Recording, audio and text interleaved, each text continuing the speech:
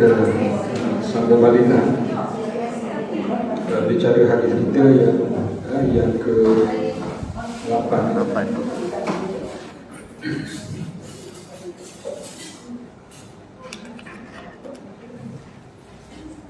A'udzubillahi minasyaitonir rajim. Bismillahirrahmanirrahim.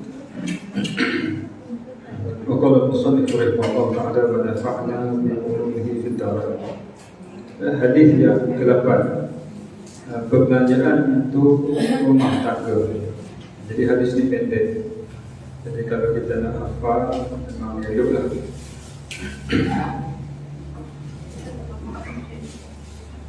An Abi Mas'ud an Nabi sallallahu alaihi wasallam qala idza anfaqa ar-rajulu ala ahlihi yahtasibuha fahiya lahu sadaqatun. Hadis ini memang itu kita hafal sebab dia boleh menjadi motivasi kepada kita. Okey, daripada Abi Mas'ud, daripada Nabi sallallahu alaihi wasallam,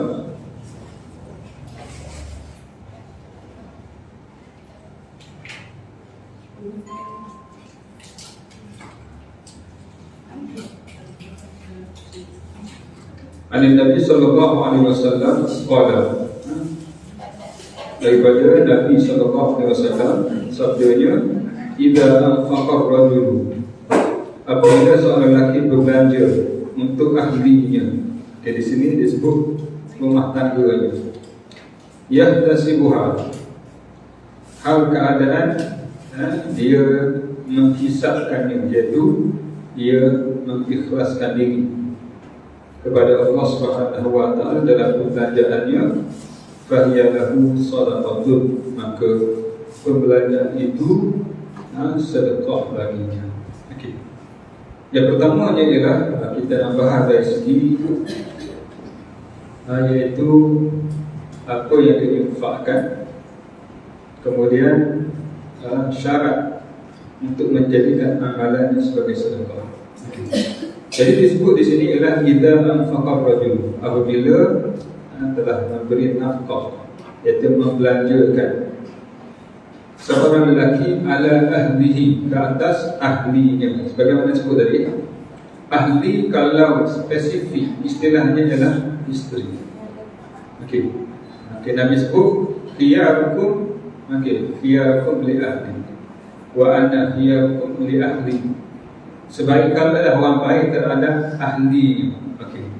Orang terjemuh terhadap keluarga, dan akulah orang yang paling baik terhadap keluarga. Dua-dua betul. Cuma yang asalnya ahli ialah isteri. Ahli kita.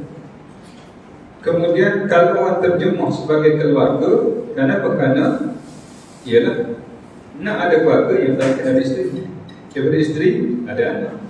Bermakna boleh juga kita menyebut ahli ini merujuk kepada isteri, dan tabi'ah yang follow daripada isteri tersebut, iaitu anak-anak, merujuk kepada keluarga.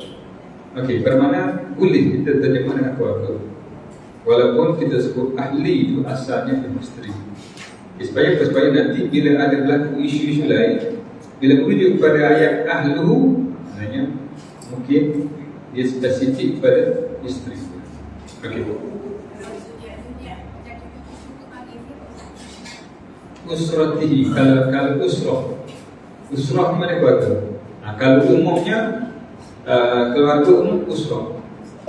Dan ahli ini boleh, kalau nak terjemah keluarga boleh, sebab tadilah daripada isteri lah, anak ada, batu mungkin cucu, cicit dan sebagainya lagi, boleh juga.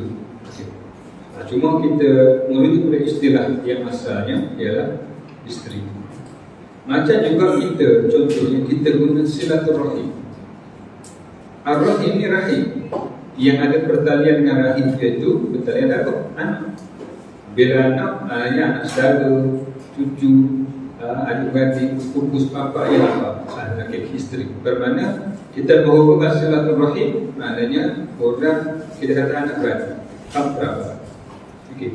Namun oleh kerana kita pinjam kataan silaturahim masuk dalam bahasa kita, Okay, kena tengok dalam dua bahasa lah. Okay, dia guna silaturahim untuk hubungan baik sesama kita, walaupun bukan anak beradik. So boleh kita guna dalam makna kita. Tapi kalau kita tengok dalam Quran dan hadis, kita tengok makna konteks dia. Supaya bila secara umum, contoh tadi lah, isteri, secara umum yang kita boleh sebut kakak. Bila secara umum tak apa. Bila timbul isu yang spesifik, itu tak boleh kepada siapa. Kita dah tahu isteri kan, isteri. Sebab nanti timbul persoalan lain. Jadi itu dari segi penggunaan bahasa, kita kena rujuk pada bahasa yang dia guna. Okey, bahasa yang dia sendiri. Okey, ataupun bahasa kita yang kita ambil, kita letak sebagai supaya perkara ini tidak menjadi perbalahan, pertikaian dan sebagainya. Kan? Orang itu ada sebut silaturahmi. Kan? Okey, jadi silaturahmi dia lebih merujuk kepada Allah Alam yang tengok dengar tanya-tanya. Dia lebih merujuk kepada hubungan ziarah menziarah. Okey, disebut macam tu. Mungkin ada makna lain lagi Allah Alam. Jadi kita kena refer kepada makna yang dia. Okey. Okey, yang keduanya ialah amalan sedekah yang terbaik ialah kita beri kepada orang yang di bawah tanggungjawab kita. Contohnya isteri, kan? Bawah tanggungjawab kita, tanggungjawab suami. Itu sedekah yang paling baik. Okey, anda sebut sebab itulah. Maknanya suami dia mencari rezeki. Okey, dia bagi nafkah pada isteri, itulah sedekah yang paling baik. Okey, berbanding dengan orang lain. Namun ini bukan bermakna tak boleh bagi kepada orang lain. Sebab kadang-kadang kita nak pahala sedekah yang banyak. Okey, maka kita nampak ialah orang Palestin, orang susah banget. Okey, sebenarnya yang terbaik ialah iaitu keluarga kita.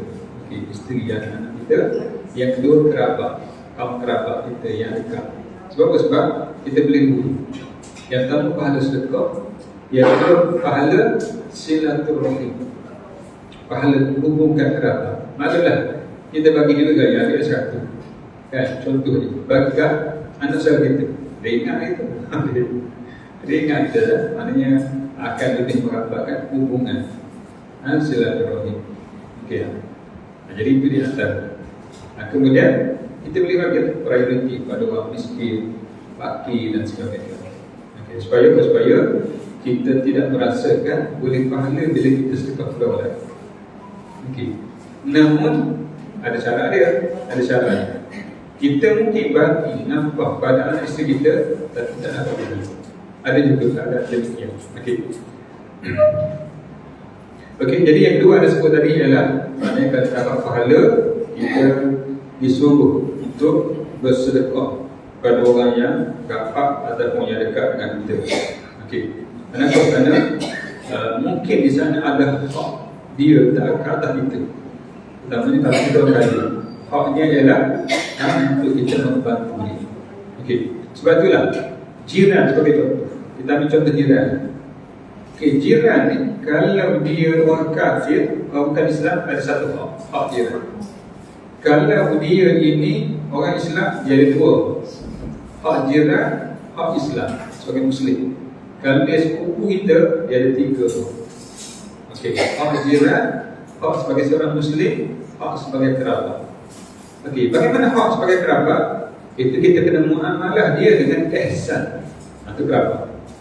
Okey, ihsan ialah kalau sepatutnya dia ini perlu kita bantu sikit, kita kena bagi duit. Itu ihsan. Maknanya kita buat yang terlebih baik. Itu disebut wa'budullah wa la tusyriku bihi syai'an wa bil walidaini ihsan. Dua bab antara. Okey, wa bil walidaini wa bidhil qurba, orang yang ada pertalian rapat dalam kita.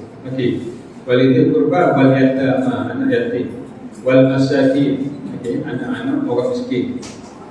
Terus wabnus sabil wa man malakat aymanukum. Itu antara orang yang kita perlu berbuat ihsan, maknanya berbuat lebih baik daripada sepatutnya. Ada macam.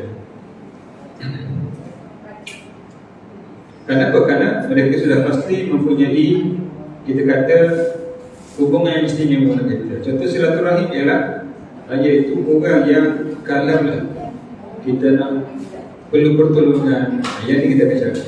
Maknanya orang kan, sebab itulah kita kena baik supaya maknanya di saat kita memerlukannya, kita insya-Allah mereka akan bantu kita ataupun adalah dapat diringankan.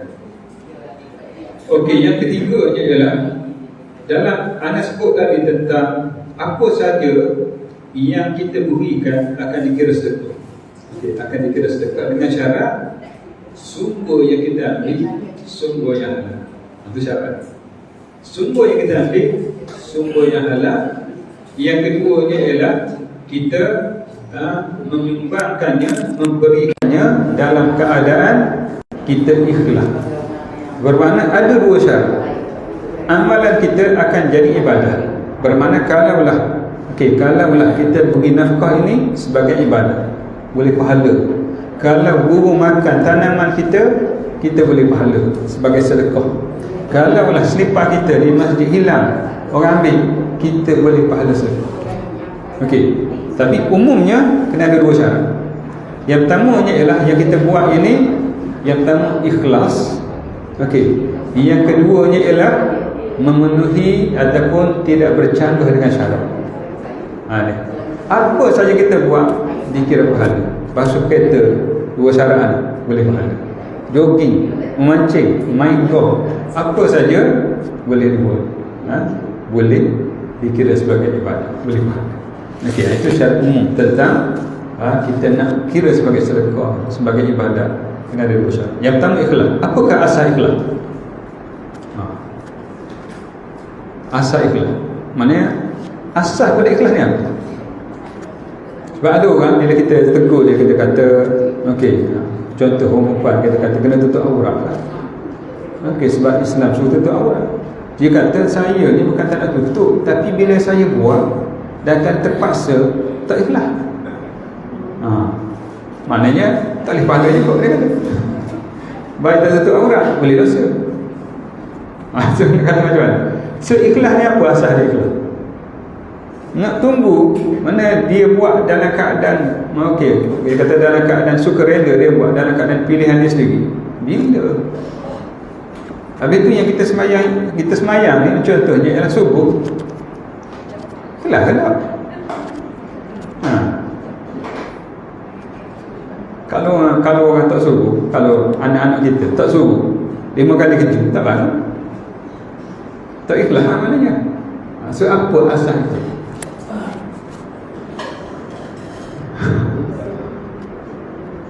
Sebab dalam semua syarat, semua ikhlas kan, mesti ikhlas.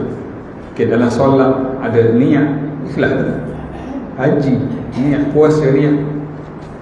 Habis apa asal ikhlas? Kita buat sesuatu kerana Allah, contohnya. Okey. Jadi asas pada ikhlas ialah iaitu kita ni tak putus dengan Allah.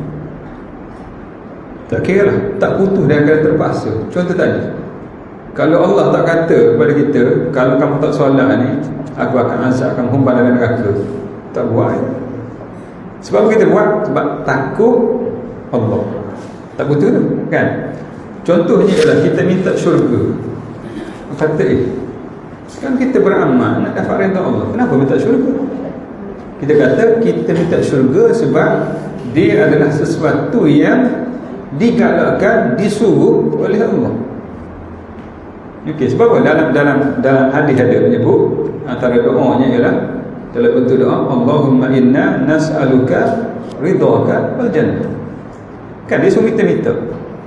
Ya Allah kami mohon ridhamu ya Allah dan syurga. Sebab kita minta sebab Allah suruh. Allah, jangan putus dengan Allah. Okey, sama ada kita buat kerana takut kepada Allah. Ni kalau kita kategori ibadah ni ibadat seorang hamba. Hamba dia buat yang wajib-wajib sebab takut kepada Tuhan dia.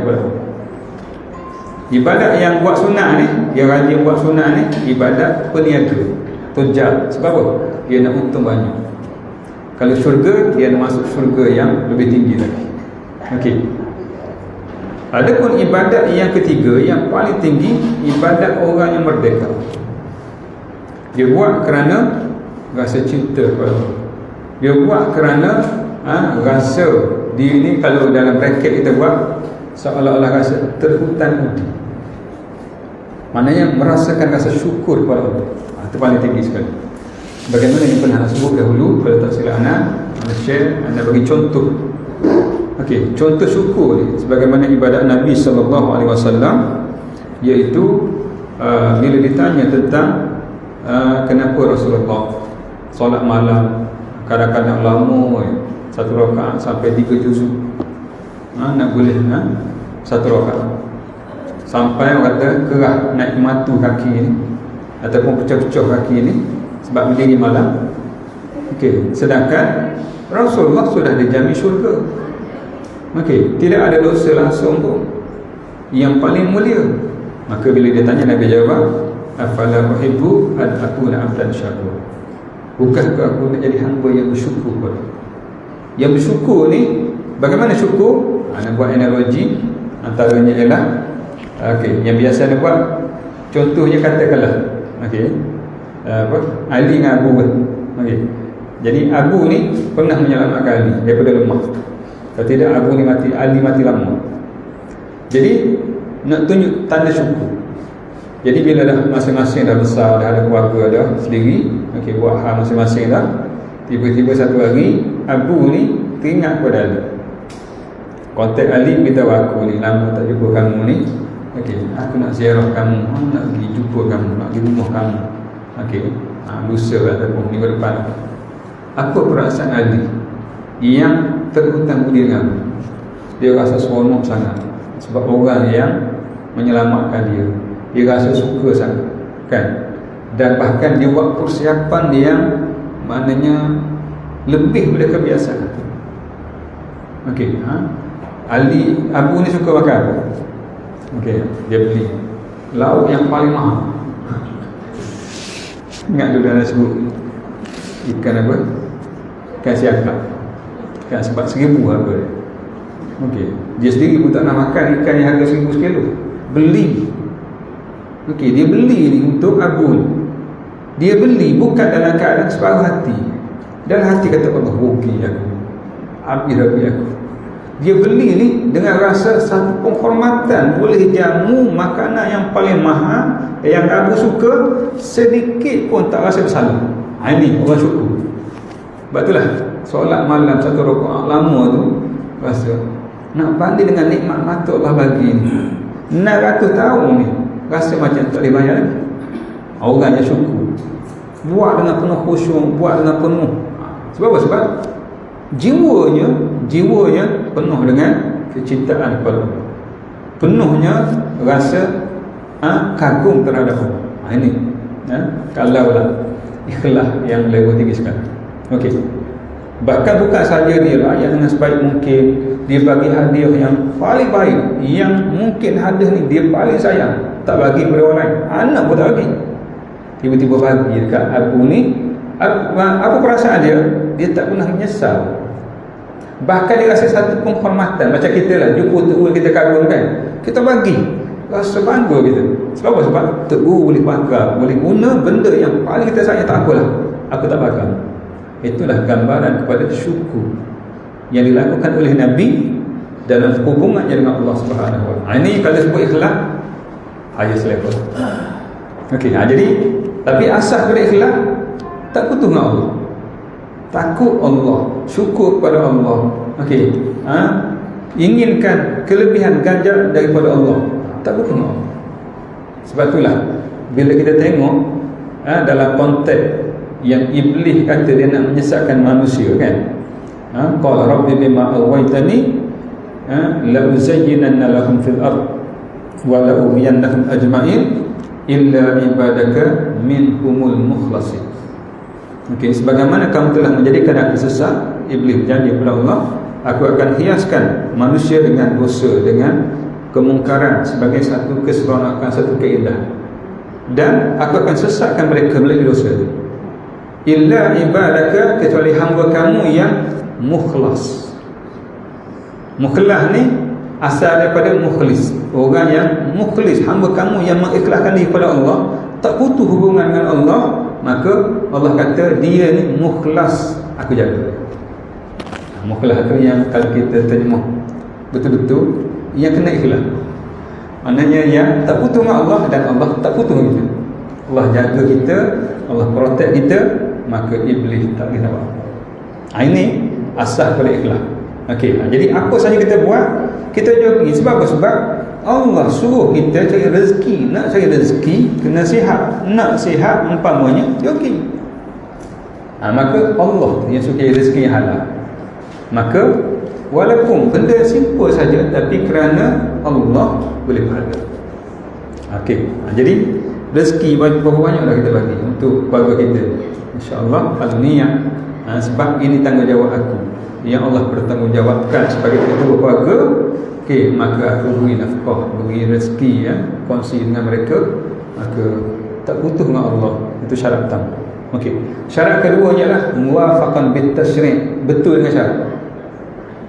Jadi nak betul dengan syarat ni lah, kena tahu hukum hakam, halal haram, kena tahu ni. Bahawa takutnya ialah benda yang kita buat Allah tak suruh, Allah larang, kita buat ikhlas dah, tapi tak betul dengan syarat, maka terbatal amalan kita untuk dimasukkan dalam kategori ibadat ataupun sedekah. Yang kebanyakannya hukum taklifi dah ada 5 kan, settle dah sebenarnya. Yang wajib, okey, kita buat kerana Allah kan. Yang haram kita tinggal kerana Allah. Yang sunat kita buat kerana Allah. Yang makruh kita tinggal juga kerana mengharapkan ganjaran Allah. Yang harum, ini paling panjang, kerja pagi petang harus. Okey, kita buat harus, tapi bila kerana Allah, makan nasi kerana Allah boleh pahala. Okey, jadi jangan lupa.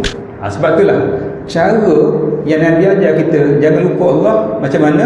Disebut ibda bi bismillah, mulakan dengan bismillah, supaya kerana Allah kan. Sudah lapan dengan alhamdulillah, tak betul Allah, maka ni lebih cantik.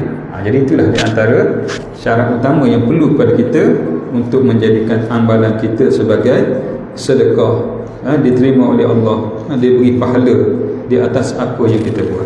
Jadi nak baca sedikit Hadis tersebut menerangkan bahawa seorang lelaki membelanjakan wangnya ataupun lainnya kepada ahli rumahnya, iaitu kepada isterinya, anaknya dan kepada mereka yang di bawah tanggungannya dengan bersih hati dan ikhlas kerana Allah. Kita dah sebut tadi. Maka perbelanjaan yang dikeluarkan itu, sama ada kecil ataupun besar, sedikit ataupun banyak, semuanya dihitung menjadi sedekah baginya. Artinya beroleh pahala sebagaimana ia bersedekah kepada orang lain. Sebaliknya, kalau seorang mengeluarkan perbelanjaan kepada mereka yang tersebut bukan dengan bersih hati dan bukan dengan ikhlas, iaitu kerana Allah tadi, maka berlepaslah ia daripada tanggungjawab kewajipan tanggungannya yang wajib. Maknanya yang wajib lepas. Maknanya kalau soal di akhirat, dia tak salah, kena okey, tetapi tidak perolehi apa-apa pahala, tak ada pahala sedekah, rugi. Jadi itulah, apa saja kita buat jangan tinggal Allah. Apa saja kita buat mesti sampai kepada Allah, kaitan dengan Allah. Sebab Allah suruh buat benda ni. Okey, sebab Allah suka kita ni, maknanya bersih. Sebab tu kita mandi contohnya. Semua itu bila kerana Allah, insya-Allah akan diterima sebagai ibadah. Okey. Hadis ke-9.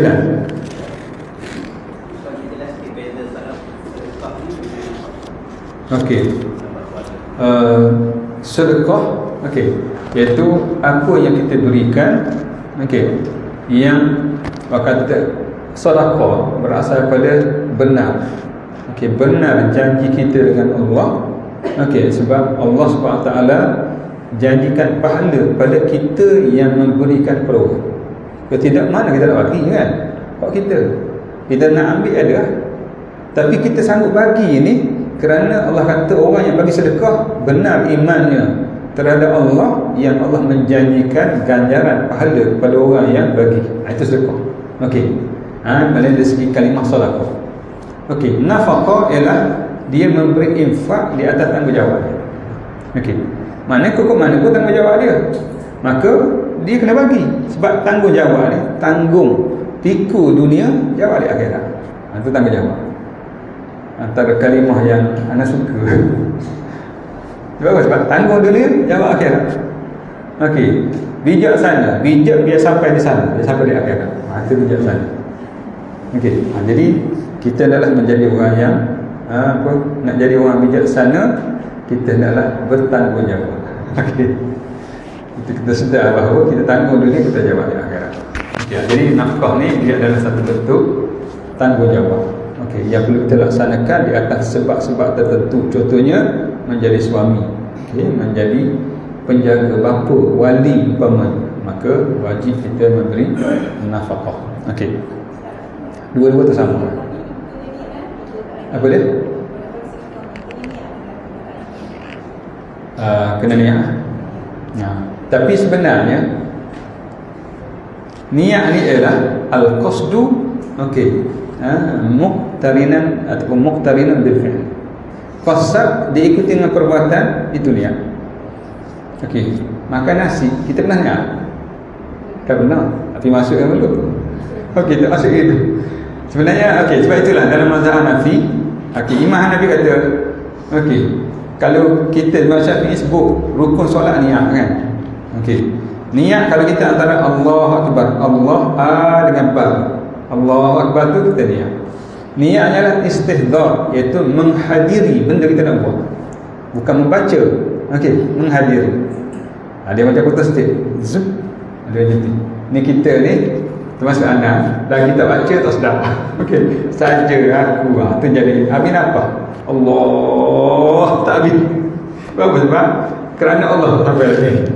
Okey, saja aku solat zuhur 4 rakaat. Okey, menjadi makmum kerana Allah Taala. Mau panjang. So jadi 3 kali takbir tak selesai lagi. Okey, tapi sebenarnya konsep niatnya ialah istihdar. Maknanya kalau orang tanya, kita boleh jawab. Mu apa ni? Sembahyang zuhur.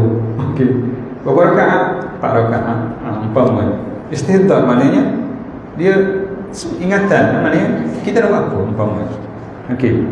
Ataupun kalau kita belajar yang menyebabkan kita baca niat ataupun kita rasa macam bersalah kalau tak baca sebab kita belajar tentang qasad, ta'rud, ta'yin. Qasad tu ialah tenab, ta'rud, awadah. Kalau solat apa? Ta'yin, nak jelaskan macam mana. Jadi menyebabkan kita nak cermat sangat sebab kadang-kadang menjadi was-was. Jadi kena hati-hatilah dalam bab ni.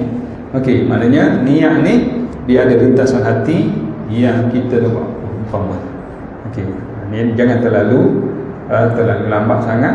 Okey, jangan cincai sangat sampai tak jelas benda tu. Okey, maka itu adalah niat. Jadi niat ni umumnya memang kita kena niat. Tapi niat tu ada di saat kita nak buat sesuatu. Sebab al-qasdu ni dia ada kalimah al-qasdu. Kan dalam bab niat kita akan jumpa disebut man hamma. Okey. Hamma dengan qasad.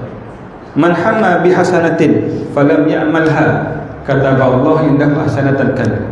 Barang siapa yang dia nak buat kebaikan, hamma ni baru fikir nak buat.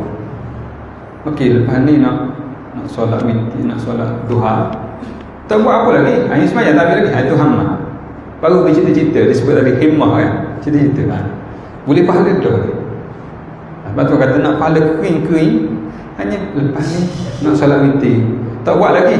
Biarlah, tak apa. Mungkin kali ke 1000 jadi. Okey. Tak apalah, boleh pahala lah. Tapi qasad ni, dia kalau nak solat, dia ketika semayang. Itu qasad. Maknanya dah nampak dah kesungguhan dia. Okey. Jadi qasdu ni memang maknanya kita nak buat dah. Dan memang kita buat. Sebab itulah Imam Abu Hanifah kata bukan tak ada niat. Tak perlu untuk kita nyatakan niat. Sebab bila kita buat sesuatu, niat automatik ada. Itu Imam Abu Hanifah. Okey. Automatik ada. Macam makan nasi ke? Tak niat pun. Tapi makan nasi ni tak makan dalam. Okey. Cuma dalam bab ibadat kadang-kadang kita jaga, kita berhati-hati sangat. Okey, last sekali jadi was-was. Jadi kena hati-hatilah antara mana kita nak buat dengan cermat, jangan sababkan dia menyusahkan kita dengan was-was. Okey, lebih-lebih lagi lah was-was yang melampau sampai pada peringkat satu penyakit yang disebut OCD, Obsessive Compulsive Disorder. Itu memang kalau dia ambil semayang ni sampai kulit dia ni nipis. Betul? Dia rasa macam tak kata. Ambil lagi. Anak pernah alami student anak yang kena penyakit ni. Ada satu masa 9 jam dia call anak. Bukan satu masa, kubu-kubu masa. Nak marah hal kita. Betul? Dia tanya masalah, kalau dia pejabat. Lepas kita jawab, kita tunggu nak balik, dia tunggu kat kereta parking. Nak tanya benda yang sama. Geram saya. Itu penyakit was-was melampau. Lepas dia tanya sini, kita jawab, kita balik rumah, ikut rumah pula, tanya soalan yang sama. Geram. Kita geram, tapi dia memang dia nak jawapan. Janganlah jawab separuh lain. Jawab jawapan lain, timbul masalah lain tu. Anda pernah alami. Dan sudah tu sampai sekarang baik kan. Sebab anda pernah marah. Tak ada yang sebut gila. Sebut macam tu. Tapi lepas tu dia buka balik. Bagus, sebab bila dia rujuk dengan orang lain, orang lain jawab, lagi keliru dia, lagi was-was dia. Jadi bila kita faham dia, kita tahu. Antara jawapan ialah jangan tukar jawapan. Walaupun kita nak jawab yang sama, nak fahamkan dia, tukar jawapan lain, dia was-was sini pula. Jangan sampai tahap macam tu lah. Jadi kita ni jaga dalam niat kita ni bagus dah. Kita niat syarah kita celah ni. Tapi jangan sampai fikir was-was, terutamanya was-was yang melampau. Jadi dua syarat lah umumnya sedekah akan dikira sedekah, iaitu yang pertama ialah ikhlas, yang kedua kita buat tu berbetulan dengan syarak. Cuma dalam bentuk income kita ni, antara yang kita kena jaganya ialah income ialah sumber yang halal. Bila datang pada sumber yang halal, semua yang berlaku selepas tu dikira sedekah. Even umpama macam tadi, dia buat sawah, tiku, apa lagi, burung, ambil sedekah. Tapi kalau sumber tak halal, dia infak, tidak dikira sedekah. Dia buat pun tidak dikira sebagai amal soleh. Jadi itu dia. Sebab itulah kita keluarkan zakat. Sebab apa? Sebab nak bersih sumber-sumber yang tak jelas, sumber yang mungkin ada sumber yang haram, mungkin ada sumber yang tak bersih. Sebab itulah di antara kelebihan zakatnya ialah kita nak bersihkan harta kita. Di samping itu juga kita perbanyakkan infak. Mudah-mudahan sumber-sumber yang maklumlah akhir zaman ni kan, sumber yang tidak dapat lagi daripada sumber yang tak jelas.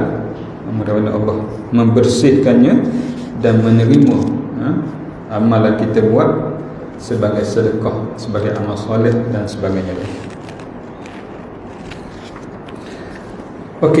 Yang ke-9, hadis daripada Imam Bukhari. Qala Rasulullah sallallahu alaihi wasallam. Di sini dia tak, kalau kira hadis ni hadis mu'allaq. Ada perawi derek Nabi. Tapi sebenarnya dia ada sanad dia. Nak tengok sanad, kena tengok dalam kitab asal dia. Iaitu qala Rasulullah sallallahu alaihi wasallam, man yuridillahu bihi khairan yufaqqihhu fid din wa innamal ilmu bitta'allum. Hadis ni juga hadis yang penting kepada kita lah. Daripada Imam Bukhari, sepatutnya Imam Bukhari dia sandarlah kepada sesiapa umpama. Jadi bila kita tengok nanti mungkin ada sebab. Antara sebabnya ialah mungkin ada cerita panjang. Cerita panjang kemudian kepada Rasulullah. Jadi kalau dia nak ambil kisah saja kadang-kadang dia berlangsung panjang. Sebab tu dia sebut qala Rasulullah. Hadis mu'allaq. Mu'allaq ialah hadis yang gugur seluruh sanad ataupun di awal sanad kan. Imam Bukhari lepas ni mungkin gugur tu hadis mu'allaq, ataupun gugur semua. Macam kita lah, kita sebut qala Rasulullah, seolah macam kita ambil daripada Nabi. Okey, jadi dalam hadis Bukhari, hadis ni bukan gugur. Okey, bukan gugur. Sebab apa? Sebab kadang-kadang cara Imam Bukhari, daripada 7,000 hadis, dia ada hadis yang berulang. Anda tak ingat berapa ribu, 2,000 lebih ke 3,000. Hadis berulang. Dia ulang. Sebab dalam hadis ni, bab ni, dalam hadis bab lain dia masuk lagi. Sebab apa? Sebab hadis ni berkait dengan bab tu juga. Jadi yang diulang. Maka yang pertama biasanya Imam Bukhari datangkan dengan sanad yang penuh. Yang seterusnya dia hanya buat ringkasan saja. Okey, bermakna dalam hadis Bukhari bukan hadis mu'allaq, hadis dhaif. Tetapi dia gugurkan sanad kerana nak ringkaskan penceritaan hadis. Itu dia. Okey. Jadi di sini Imam Bukhari sebut pada Nabi, sebenarnya dia ada sanad. Qala Rasulullah sallallahu alaihi wasallam, "Man yuridillahu bihi khairan yufaqihu fid din wa innamal ilmu bitta'allum." Jadi Imam Bukhari berkata, di mana Rasulullah sallallahu alaihi wasallam bersabda, barang siapa yang dikehendaki oleh Allah akan kebaikan. Maknanya kalau Allah nak beri kebaikan padanya, diberikan faham kepadanya dalam agama. Bermakna dia memahami urusan agama. Tak sebut ustaz, ustazah, tak sebut. Kalau orang nak kebaikan, dia ni maknanya dia diberi pemahaman dalam agama. Bermakna dia memahami agama. Sebab apa? Bila memahami agama, kerja buat dia, tingkah lakunya selari dengan syarak, boleh pahala. Itu kebaikan. Okey. Hatta kadang-kadang orang yang tak tahu agama solat dalam masjid tapi tak sah. Okey, jadi sebab itulah pentingnya yufaqihu, itu maknanya faqih ataupun yufahimhu, iaitu memahami, okey, mengerti dalam urusan agama. Wa innamal ilmu bitta'allum, dan hanya pengetahuan itu dengan belajar. Jadi tak ada cara lain, kena belajar. Okey, jadi itu di antara kelebihan orang belajarnya ialah Allah akan beri kebaikan. Antara kebaikannya ialah dia buat tu tadi macam tadi kan, syarat kedua tadi betul dengan syarat. Bila betul dengan syarat, cukup syarat, cukup rukun, maka amalnya diterima oleh Allah Subhanahu Wa Taala. Tak sia-sia.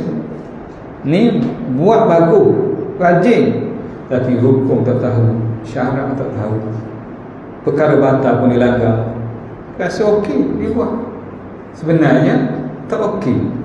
Sebab apa? Tak diterima oleh Allah. Ini yang kita takut. Yang kita takutnya ialah, yang pertama, amalan kita tak ikhlas. Yang kedua, amalan kita ialah tak betul dengan syarat. Sebab apa? Sebab ini yang menyebabkan amal kita akan di-reject. Okey, keterangan hadis tersebut menerangkan bahawa barang siapa yang dikehendaki Allah kepadanya akan kelebihan dunia dan akhirat, maknanya dunia dia akan buat dengan cara yang baik, di akhirat amalannya diterima oleh Allah sebagai ibadat, nescaya diberi kepadanya fahaman ataupun pengertian dalam agama. Orang yang betul-betul faham dalam agama dan dalam soal-soal yang berkaitan dengannya dengan sepenuh-penuh faham, hingga perasaan agamanya itu terlekat kuat di jiwanya, amatlah payah baginya memasukkan dirinya ke jurang kehinaan ataupun kejahatan, kerana ini ia akan berada dalam keadaan yang selamat, terpelihara daripada maksiat. Yang pertama, kalau tak ada ingatan, kita lupa kita lalai, menyebabkan senang buat dosa. Yang kedua ialah, kalau amalan kita buat, amalan kena reject sebab tak cukup. Okey, tak cukup syarat. Okey, syarat ni apa makna syarat? Syarat ialah peraturan yang perlu kita patuhi sebelum kita masuk dalam urusan ataupun dalam pekerjaan ataupun dalam, kalau apa, kalau permainan, dalam permainan. Sebelum tu kena cukup syarat. Contoh kalau solat, contohnya ialah okey, bersih daripada hadas, najis. Okey, kemudian tutup aurat. Itu syarat. Peraturan sebelum. Peraturan semasa namanya rukun. Rukun semasa solat kena buat. Okey. Jadi kena jaga semua. Okey, mula-mula Allah tengok ikhlas tu. Ikhlas. Tak ikhlas kena reject. Okey, ikhlas. Okey, kena tapis lagi. Tapi yang kedua, cukup tak syarat? Tak cukup, kena reject. Ini yang kita bimbang amalan kita. Kita rasa okey, tapi di sisi Allah benda ni dikira. Kemudian cukup syarat, okey, kena tapis lagi. Rukun buat, okey, cukup rukun, Okey, kemudian takbir lagi. Perkara yang batal, langgar. Okey, cukup. Kena takbir lagi. Okey, dia buat sungguh tak? Khusyuk kat mana? Khusyuk mana? Tak jumpa cari khusyuk. Jadi nak boleh amalan kita tu selesai lapisan Allah. Allah Akbar. Orang kata tak tahu macam mana. Itu kalau kita buat, kalau tak buat. Sebab itulah. Dan satu lagi nya ialah syok sendiri. Itu lagi bahaya. Okey. Kita dah tak adalah amalan yang orang lain tak buat, orang lain buat, semua kita buat. Dan ada amalan yang kita buat, orang lain tak buat. Okey, contohnya qiyam, kita tak pernah tinggal, orang lain seorang dua je buat. Menyebabkan kita rasa kita hebat. Okey, kita rasa kita hebat sebab kita terbaik ni. Menyebabkan datang dalam diri kita riak. Okey, bila datang riak, dia membatalkan amalan kita. Bukan saja batal, dosa besar. Dalam keadaan okey, kita tahu kita hebat nak banding orang lain. Sememangnya kita hebat. Okey, dan benda itu kita tak rasa bersalah pun. Okey, kita rasa amalan kita hebat, menuju syurga lah. Sedangkan dalam diri kita ada riak yang antara syok sendiri. Sebab kita tak pernah rasa bersalah pun dengan benda. Sebab apa? Sebab memang kita buat terbaik ni. Nak banding orang lain jauh lah. Tapi di sisi Allah, amalan kita kena reject. Berbanding dengan orang lain yang buat dosa, yang ni dia rasa bersalah. Lantas dia berusaha bertaubat, dia berusaha memperbaiki dirinya dalam keadaan dia sedar dia bersalah. Kita tak sedar kita salah. Itu lagi bahaya. Seumpama kita ni kalau yang sudah mendaki di puncak. Okey, kalau Everest berapa ribu? Berapa ribu kaki? 12,000 ke berapa? Ke 8,000? Okey, 100 meter lagi nak sampai ke puncak. Licin. Dia bukan cedera patah, mati tu. Itu amalan yang takut amalan kita sebenarnya. Okey, kalau mula tadi kan main malah rajin. Bila rajin sikit was-was. Okey, alang-alang ambil sebanyak, ambil betul-betul kan. Dia main was-was tu. Okey, selesai was-was, ingat settle lah. Riak pula. Permana kita sentiasa diuji oleh Allah. Sebab itulah selagi mana kita tak terima suratan amal belah kanan, jangan sedap duduk. Sebab apa? Sebab kadang-kadang kita settle masalah malam, settle masalah was-was, tak tahu lagi masalah riak tadi, masalah yang membatalkan amal kita. Sentiasalah kita muhasabah dan cek diri kita akan perkara ini. Okey, jadi bermakna perkara yang utama penting ialah faham. Sebab kita nak buat dengan cara yang betul, ataupun kita nak supaya amalan kita ini amalan yang diterima oleh Allah Subhanahu Wa Taala. Okey. Seterusnya junjungan besar kita Nabi Muhammad sallallahu alaihi wasallam menyambung sabdanya, iaitu hanya pengetahuan itu dengan belajar. Artinya pengetahuan yang dapat dicapai dengan belajar bersungguh-sungguh ini dapat menunjukkan bahawa Islam agama pelajaran dan pengetahuan. Biar apa jua jenis tak boleh dihasilkan kalau tidak dengan belajar. Tak ada cara lain. Okey, mana dengan cara belajar? Sebab itulah dalam Islam belajar ni memang diberi satu kedudukan yang amat istimewa. Orang belajar amat istimewa. Antaranya disebut dalam hadis selepas, iaitu man salaka tariqan yaltamisu fihi ilman sahalallahu lahu bihi tariqan ilal jannah. Orang dari jalan yang berkaitan dengan ilmu, Allah akan mudahkan jalan ke syurga. Okey, bagaimana? Di dalam hadis yang lain disebut kun aliman, jadi orang alim, atau muta'alliman, orang belajar, atau mustami'an, orang yang mendengar, atau muhibban lil ilmi. Ada riwayat mengatakan 3 saja, ada riwayat ditambah satu lagi, muhibban lil ilmi wala takun khamisan, jangan menjadi orang kelima. Jadilah orang yang belajar, mengajar. Sebab apa? Orang yang mengajar kelebihannya ialah dia ada saham. Sebab apa? Sebanyak mana orang belajar beramal, boleh pahala, dia boleh. Selama mana orang beramal, dia dapati masuk lagi pahala kebaikan. Itu kelebihan ilmu. Okey, cuba kita bayangkan imam-imam kita yang tinggal khazanah ilmu pada kita. Sampai hari ini masih lagi kita guna, sampai hari ini masih lagi kita beramal. Banyak mana dia dapat? Okey. Tetapi kena ingat, orang yang paling tinggi kelebihan dia juga paling tinggi ujian dan kesengsaraan. Maknanya ilmu kalau dia laksanakan tugas, tak laksanakan tugas, dia paling awam masuk neraka. Di akhirat kelak dua orang ni dibicarakan di mahkamah Allah, dua orang ni kebanyakan akan dipanggil. Okey, yang pertama ialah penguasa, sebab dia ada kuasa.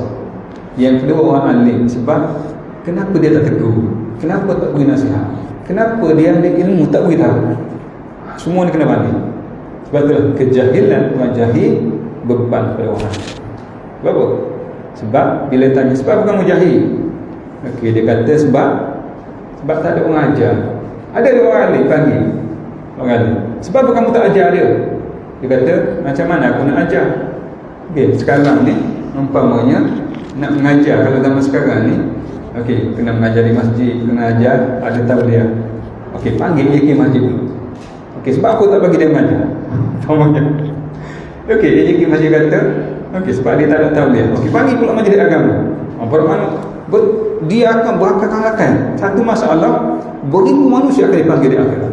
Ini yang paling menakutkan, iaitu semasa di pada mahsyar, semasa hisab. Boleh jawab, okey, tak boleh jawab, kena.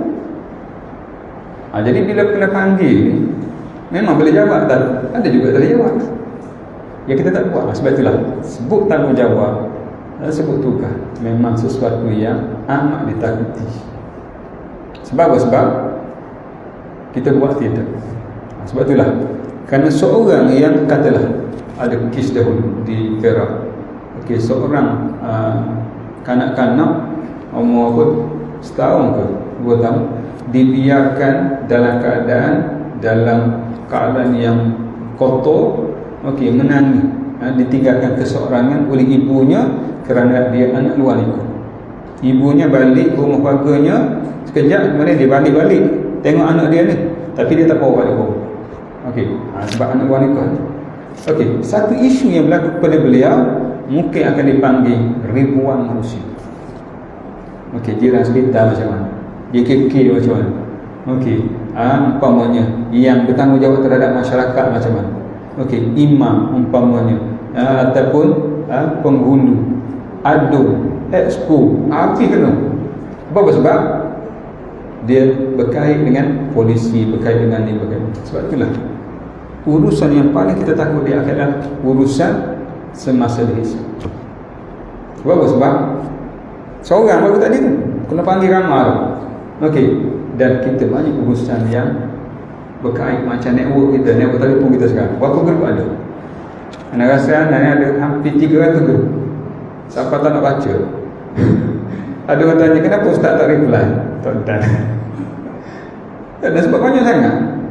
Buat satu tugasan, create satu grup, kan? Buat satu grup. Ada grup kerja, ada seorang tu grup kerja. Itulah gambaran di akhirat. Di akhirat nanti grup tu lah maknanya berkait. Okey, kita kena panggil. Ni berkait, kita kena panggil. Kita solat tak ada masalah, jiran kita tak solat, kena panggil dia. Kata bila sebut tentang tanggungjawab. Sebab itulah kita kena kata berusaha untuk belajar, kerana untuk mengetahui, menyadari akan tanggungjawab kita, iaitu hanyalah dengan ilmu. Jadi orang yang mengajar kelebihan macam tu. Orang yang belajar sentiasa dapat doa. Gimana saja doa. Okey, pijak upu doa. Okey, ikan di lautan doa untuk dia, haiwan doa untuk dia, masuk tempat ni malaikat doa untuk dia. Okey, sentiasa dapat doa. Ataupun disebut ta'allum, belajar. Ataupun yang ketiga adalah mustami'an, mendengar. Belajar mendengar ni dia beza sikit tu lah. Belajar serius sikit. Macam kita belajar lah, ada buku, ada nota, tu belajar. Mendengar lepas maghrib, menyandar umpamanya, tu mendengar. Itu mendengar. Dua-dua ada kelebihan, tapi belajar lebih lagi. Sebab apa? Sebab serius, kan? Kita boleh tengok balik nota, boleh balik. Itu kelebihan ta'allum. Okey. Antara kelebihan ialah sentiasa kita dapat doa. Okey, kita langkah satu langkah, disebut tahuttu khati'atan, Allah hapus dosa. Langkah satu lagi, tarfa'u darajatan, Allah angkat darjat kita, kemuliaan kita di sisi Allah. Tidak ada kelebihan yang besar melainkan orang terlibat dengan ilmu. Okey, ataupun paling kurang yang keempat tadi, muhibban lil ilmu, cinta pada ilmu. Tak sempat nak mengaji, nak ajar, tak sempat nak belajar, nak mendengar, tapi dia ada sedikit saham untuk ilmu, tetap juga akan dapat kebaikan. Nabi kata wala takun khamisan, jangan jadi orang yang kelima, tak ada apa-apa kaitan. Itu rugi. Okey.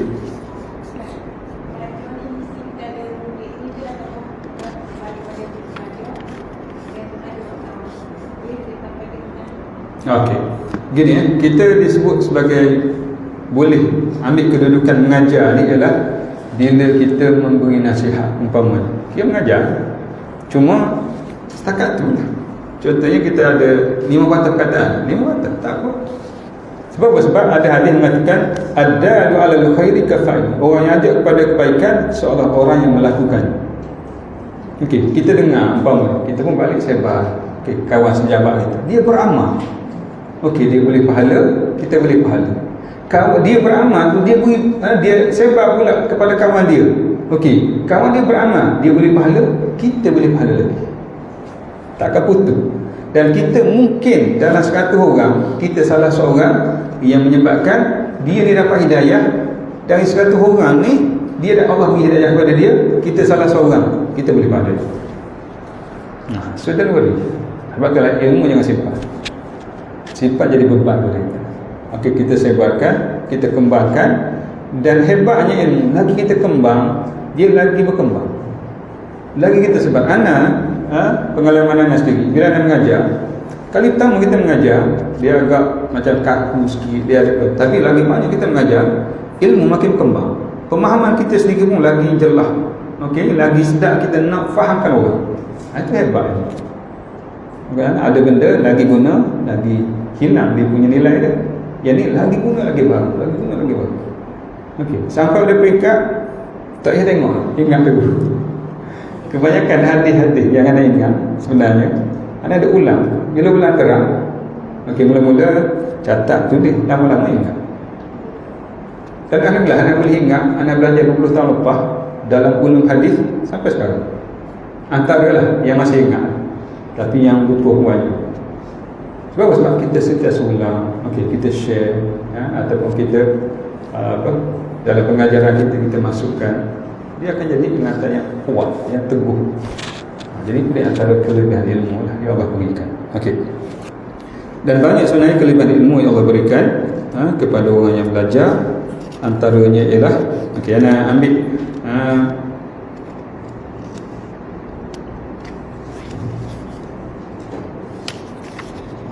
okey, ana ambil hadis yang ke-10 sebagai yang terakhir lah. Okey. Daripada Imam Bukhari, qala Rasulullah sallallahu alaihi wasallam, man salaka tariqan yatlubu bihi ilman sahalallahu lahu tariqan ila jannah. Okey, Al-Bukhari berkata Rasulullah sallallahu alaihi wasallam bersabda, barang siapa yang menjalani satu jalan kerana menuntut dengannya akan pengetahuan yang berkait dengan ilmu, macam anda sebut tadi lah. Okey, 4 golongan tu sebagai contoh. Nescaya Allah mudahkan baginya jalan ke syurga. Okey. Okey, dalam keterangan hadis tersebut menerangkan bahawa barang siapa di antara lelaki dan perempuan menjalani satu jalan, umpama pergi ke masjid, ke madrasah, ataupun berusaha mencari perbelanjaan dengan seumpama bertukang, bertanam, berternak dan sebagainya, untuk digunakan kerana menuntut ilmu ataupun mendapat pengetahuan yang berfaedah di dunia dan di akhirat, maka akan dimudahkan Allah baginya jalan yang memandu ke syurga. Kemudahan baginya jalan masuk ke syurga ialah tidak lain daripada pengetahuan-pengetahuan yang diamalkan, yang diberikan kepadanya pahala. Okey. Jadi macam mana sebut tadi, iaitu apa saja berkaitan ilmu kita attach. Okey, sebab jalan paling mudah ke syurga yang paling tinggi ilmu. Okey. Sebab dengan ilmu lah membina yakin. Itu akidah. Dengan ilmu lah kita tahu bagaimana nak buat dalam fiqh sebagai contoh. Okey. Dengan ilmu lah sebagaimana yang tadi kita boleh mengenal Allah Subhanahu Wa Taala. Okey, maka ilmu memainkan peranan yang penting di dalam Islam. Sebab itulah keseluruhan untuk berkaitan dengan ilmu ni begitu ditekankan di dalam Islam. Nak beri contoh mudah macam ni, orang mengaji dengan orang tak mengaji. Okey. Dia ni mengaji tajwid, baca salah. Okey, terutamanya yang paling payah kita nak ubah tajwid adalah makhraj. Kan makhraj huruf. Ada orang huruf ra tak boleh sebut. Siapa suruh? Dia main Allah gitu. Tak boleh sebut ra. Bukan sekali. Okey. Setahun, 2 tahun, 3 tahun. Sampai sudah tak boleh ubah. Tapi dia mengaji. Okey, untuk dia baca Al-Fatihah, Ar-Rahmanir Rahim, sah. Sebab apa? Dia telah berusaha, dia telah belajar, habis orang kata ikhtiar dia, tak boleh ubah dah, sah. Diberi kemaafan, exception. Ada satu lagi, orang macam tu juga tak mengaji, tak sah. Sama je. Sebab dia tidak berusaha. Dan tidak dapat pengecualian kerana tidak ada usaha. Okey, jadi jauh beza. Sebab itulah amalan-amalan yang kita buat dalam keadaan kita sedang belajar, mungkin ada kesilapan, kita mengharapkan Allah terima. Sebagaimana doa kita ya Allah, ada amalan aku buat tak cukup syarat, tak cukup rukun, silap. Okey, di atas kelemahan aku terimalah amalan. Kita minta doa kita biasa kan. Okey, sebab apa? Sebab kita masih belajar. Macam ni lah, mudahnya ialah kita sedang belajar ambil lesen tu, lesen kereta, silap, kita tak akan dikenakan penalti dengan pembayaran maksimum, ataupun mungkin dia marah, ataupun dia tegur. Sebab kita dah tengah belajar silap kan. Cuba yang tak ada lesen ni, umpama mak dah sampai. Itu gambaran kepada kelebihan orang yang belajar berbanding dengan orang yang tidak belajar. Sebab itulah kukuk mana pun kita biarlah berada pada landasan ilmu. Okey, berkait dengan ilmu, insya-Allah kita akan mendapat kebaikan yang banyak di sisi Allah Subhanahu wa taala, insya-Allah. Okey. Wallahu a'lam. Okey, berkenaan dengan ulum hadis. Yang nak setuk berkenaan dengan hadis. Okey, yang terakhirlah dalam beberapa minit ini kita ulang balik tentang hadis. Okey. Kalau tuan-tuan dan puan-puan boleh tengok di dalam matan kita ini, iaitu disebut abda'u bilhamdi musallian ala Muhammadin khairi nabiyyin ursila wa di min aqsamil hadith addahu wa kullu wahidin ata wa hadda awaluha as-sahih wa huwa ma ittasala. Itu yang kita nak sebut saja, iaitu baris ketiga daripada atas. Awaluha as-sahih, yang awalnya adalah hadis sahih. Wa ma ittasala isnaduhu wa lam yashuz aw yu'al yarwihi adlun dhabitun an mislihi mu'tamadun fi dhabtihi wa naqlihi. Okay. So ada berapa syarat hadis sahih yang ittifaq di kalangan ulama. Kalau tak ittifaq banyak lagi. Okey, ada berapa hadis sahih? Kalau ada benda ni hadis sahih, ittifaq di kalangan ulama. Ada berapa? Ada 5. Ada 5. Okey. Yang pertama apa dia? Kita ambil awal, iaitu yang pertama ittisalus sanad, sanad sambung, tak putus daripada awal sampai akhir. Yang kedua, okey, thiqah, perawi yang thiqah, iaitu adil. Okey. Yang ketiga, ada satu lagi, dia adik-beradik adil. Dhabit, iaitu ingatan yang kuat. Yang keempat, barulah tidak ada illah. Yang kelima, tidak ada syaz. Okey. Sanad bersambung pada awal sampai akhir. Gugur awal, gugur tengah, gugur akhir, automatik hadis tersebut dhaif. Okey. Yang kedua ialah syarat kedua adil. Apa itu adil? Ambil yang simple-simple ya, yang anda huraikan dulu. Yang adil ni ialah dia ada dua ciri. Yang pertama takwa, yang kedua muruah. Okey. Itu baru masuk kategori adil. Ini kepribadian. Apa itu takwa? Iaitu orang yang Mulazamatul taqwa, iaitu orang yang sentiasa taat, patuh pada perintah Allah dan menjauhi maksiat, khususnya dosa besar. Bermakna orang fasik terkeluar dari takwa. Okey, itu tentang takwa. Yang kedua, muru'ah. Apa itu muru'ah? At-tahalli bil fadail wa at-takhalli 'anil raza'il. Menghiaskan dirinya dengan sifat fadilah, mulia, menjauhi daripada sifat-sifat tercela. Walaupun bagi orang awam sifat ini okey, tapi untuk ahli hadis yang tercela, maka dia adalah tidak layak untuk dipanggil sebagai seorang yang adil. Okey, antara sifat tercelanya ialah bila dia makan, okey, dia tak tahu sumber makanannya itu halal ke haram. Contohnya, okey, yang masyhurnya ialah bila dia makan di tempat awam, restoran, di pasar, yang secara tepatnya dia tak tahu siapa sembelih ayam. Walaupun ada logo halal bagi orang lain cukup lah, dia tak boleh. Kenapa? Sebab nak jaga peribadi yang betul-betul ni, nak bawa hadis ni, bukan jalan-jalan. Okey, itu yang disebut sebagai muru'ah, kan, maruah. Okey, bermakna itu berkenaan dengan adil. Adil ni dia ada takwa, muru'ah. Okey, takwa ni orang yang sentiasa taat, patuh perintah Allah, tak buat dosa besar, tidak berterusan ke dosa kecil ataupun tidak fasik.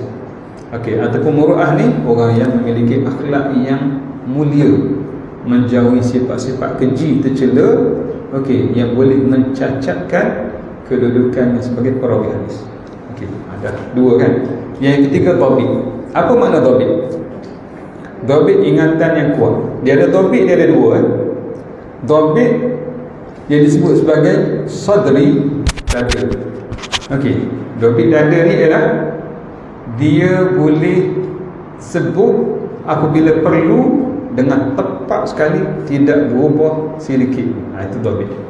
Dhabit kitabi, dia catat kitab, maknanya dia buat catatan yang tepat, yang betul, yang selamat daripada berubah dan sebagainya lagi. Tapi dhabit yang sebenarnya kalau dalam ilmu hadis, dhabit itu sadri, ingatan yang kuat 100%. Okey, apa berlaku kalau ingatan dia kurang sikit? Kurang sikit ya, bukan kurang banyak. Katalah 80%. Apa berlaku? Hadis tersebut automatik akan turun jadi hasan. Itu saja beza hadis hasan dengan sahih. Itu je. Kalau dhabit macam muttastil 1% kan, itu sahih. Kalau dhabit ada silap-silap sikit, itu hasan. Kan senang nak boleh hadis sahih. Okey, dah tiga kan. Yang keempat, tidak ada illah. Illah ialah kecacatan tersembunyi. Walaupun nampak zahirnya okey, tapi bila pakar cek, ada kesilapan, kecacatan yang tersembunyi. Itu namanya illah. Okey, yang kelimanya ialah tidak ada syaz. Apa makna syaz? Riwayat dia bertentangan dengan riwayat orang lain yang lebih kuat lagi. Okey, contohnya, kita katalah riwayat kita orang biasa, mana orang yang tak famous, tak terkenal, nak lawan riwayat tu guru, kalau kita kan, itu kita syaz. Ataupun riwayat dia seorang bertentangan dengan riwayat orang lain yang ramai. Orang lain semua riwayat macam ni, dia seorang lain, dia syaz. So ada 5 syarat hadis sahih. Agak boleh ingat. Tak ada sebut mudah-mudah ya. Apa yang terkandung di dalam poin di sini ya. Jadi anda akan sentiasa ulang lah. Ulang hadis ni kita ulang lama-lama ingat, insya-Allah. Boleh ya? Maknanya kalau hadis sahih kita ingat 5. Sebut tu dulu. Yang pertama sanad sambung, yang kedua perawinya adil, yang ketiga dhabit, yang keempat tidak ada illah, yang kelima tidak ada syaz. Ni kena ingat sikit lah istilah Arab dia. Settle. Lepas tu nak masuk detail-detail faham. Kita settle ini dulu. Barulah kita akan tengok nanti sanad bersambung. Kalau putus hawa, nama apa? Kita ingat benda begitu ya. Kan kita nak ngajar orang. Kadang untuk ilmu, untuk itu. Bila orang sebut hadis mu'allaq, kita tahu. Ataupun kita boleh sebut umpama kan, itu cukup lah. untuk level kita kan. Atau mau kata okey, sunnah sittah apa dia? Kita boleh sebut. Oh, hebat. Okey. Sunnah tis'ah apa dia? 9. Kita boleh sebut. Okey. Okey, jadi untuk bulan depan, okey, cuba sebut apa dia sunnah sittah. Okey. Kemudian cuba sebut apa dia sunnah tis'ah. Okey. Dan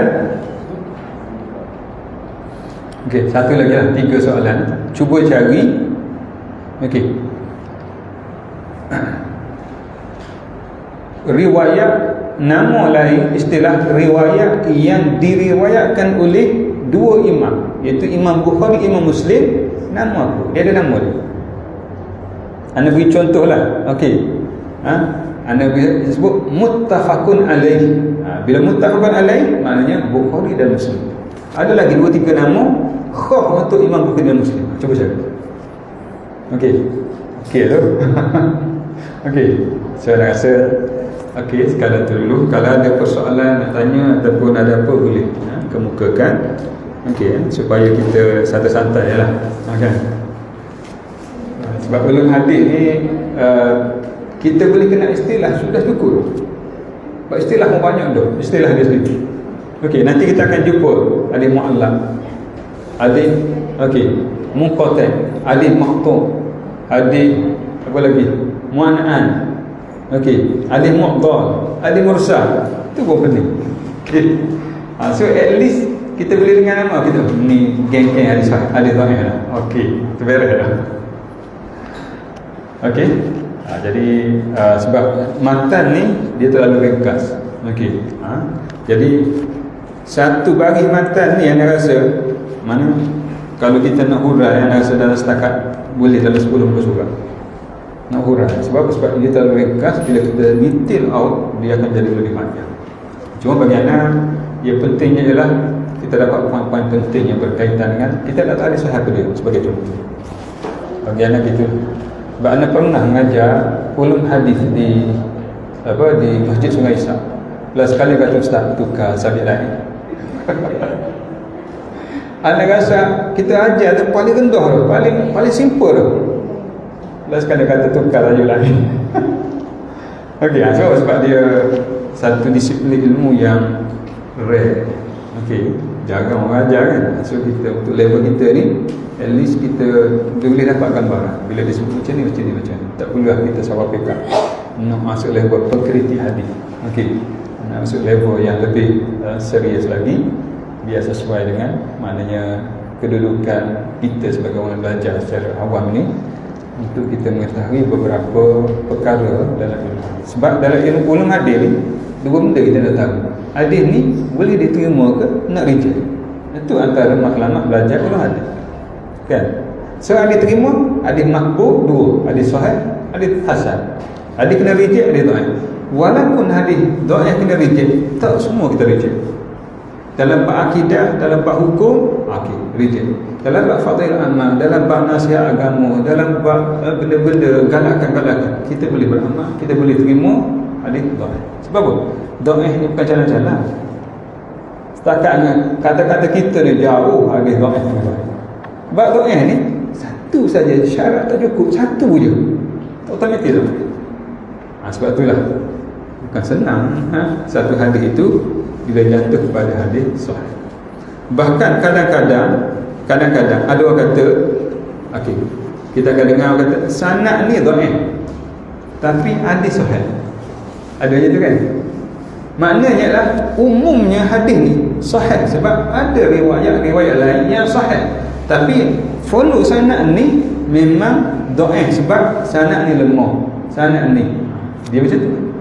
Sebab satu hadis mungkin tarik dia, periwayatan dia mungkin ada 50. Dalam 50 ada yang baik, ada yang sahih.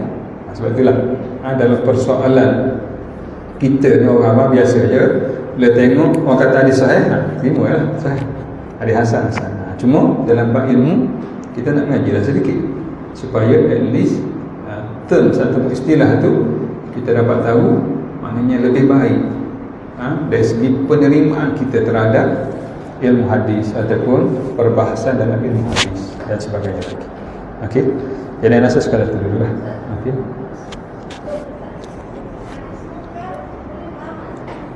Okey, dia ada 3 hadis yang memang tak boleh beramal. Walaupun fadail amal, walaupun bagus macam mana sekalipun, kita tak boleh beramal. Ada 3. Yang pertama hadis maudhu', hadis palsu. Yang kedua hadis hadis matruk. Hadis yang matruk ni, orang yang meriwayatkan hadis ni dia dituduh pernah memalsukan hadis. Automatik tak terima langsung. Yang ketiga hadis munkar. Hadis munkar ialah hadis yang terlalu banyak sangat kesilapan ataupun hadis yang diriwayatkan oleh orang yang fasik ataupun terkenal dengan fasik ni. Ini yang ni kena reject. 3 ni yang tidak diterima. Yang lain okey, mana masih boleh diterima. Yang lain dalam syarat tadilah, dan syarat hadis yang bersifat dengan fadail amal, nasihat, okey, dan ada hadis yang bersifat galakan macam disebut tagrib tadi kan, tagrib, tarhib, itu boleh diterima. Okey, ada soalan lain lagi kalau ada? Okey, so kalau tak ada nanti apa yang anda sebut ni umpama ataupun yang kita belajar, kalau ada sebarang kemuskilan ataupun persoalan boleh tanya kemudian. Okey, nanti tak pernah nak kongsi lah tentang persoalan-persoalan detail sedikit di dalam ulum hadis. Okey, sebagaimana yang anda guna nota ni, ada dalam nota anda ya, supaya apa benda itu nampak senang sedikit lah di dalam perbahasan kita. Okey, so kita harap kita dapatlah dalam 3 jam ini kita dapat untuk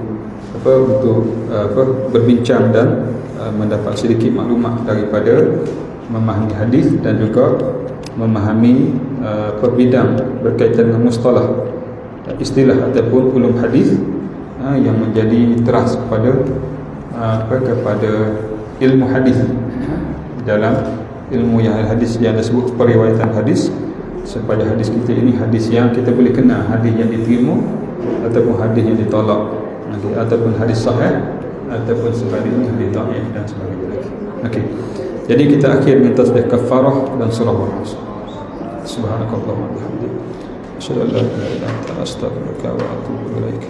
Wal 'asr alladhina وتواصوا بالحق وتواصوا بالصبر ولا حول ولا قوة إلا بالله العلي العظيم.